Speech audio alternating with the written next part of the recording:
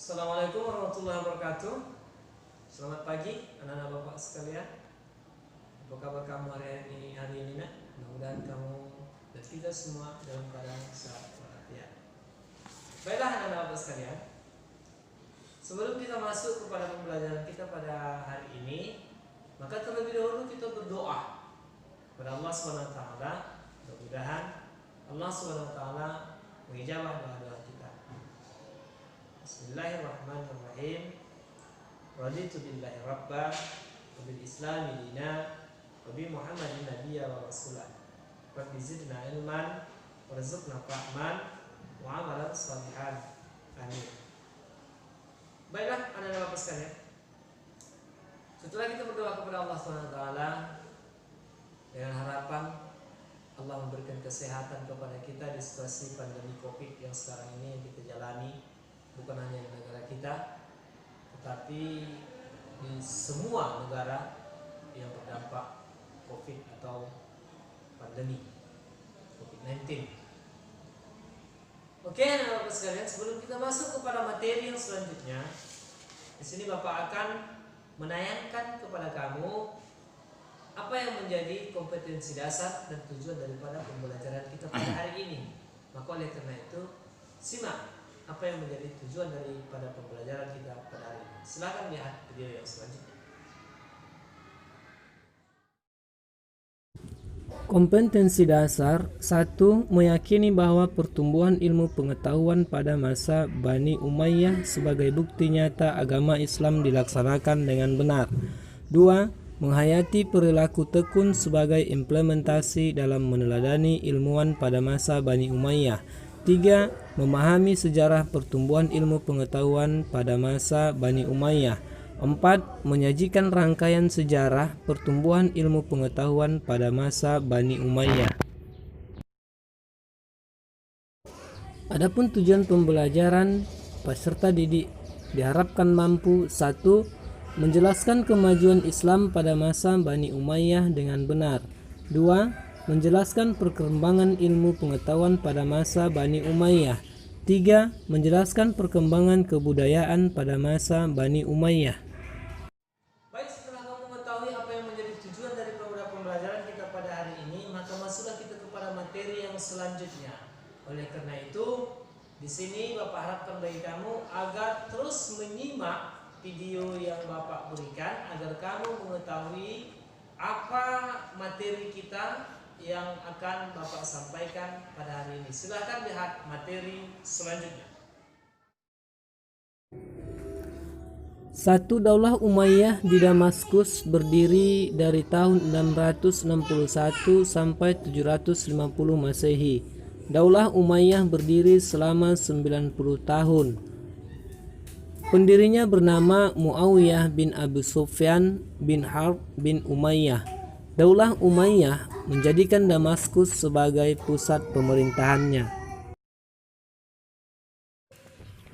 Muawiyah bin Abi Sufyan sekaligus menjadi khalifah pertama.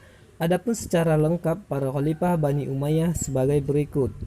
A. Muawiyah bin Abi Sufyan atau Muawiyah pertama tahun 660 sampai 680 Masehi.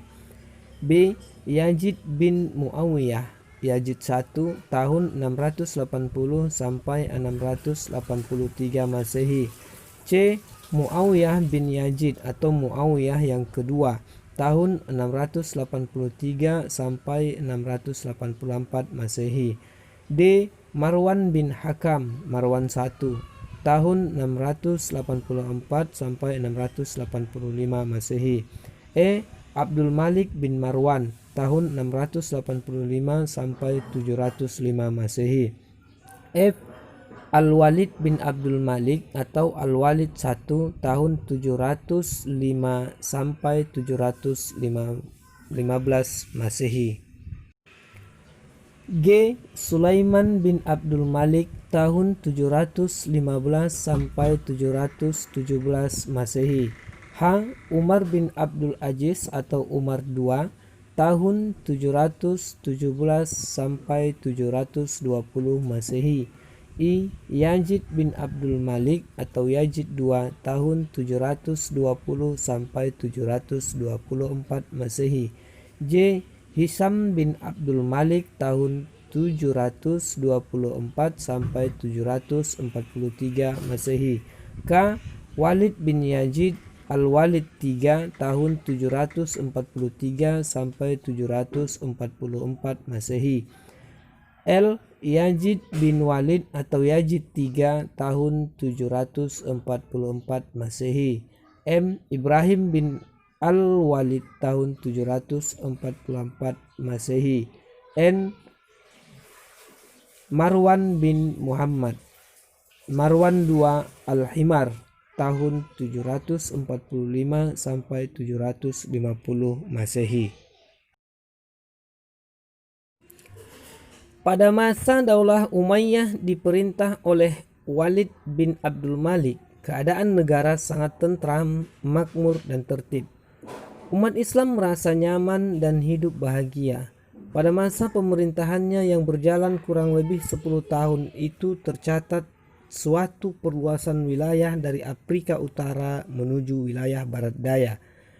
Benua Eropa, yaitu pada tahun 711 Masehi setelah Aljazair dan Maroko dapat ditundukkan, Tariq bin Ziyad, pemimpin pasukan Islam, dengan pasukannya menyeberangi selat yang memisahkan antara Maroko, Maghrib dengan benua Eropa dan mendarat di suatu tempat yang sekarang dikenal dengan nama Gibraltar atau Jabal Tariq.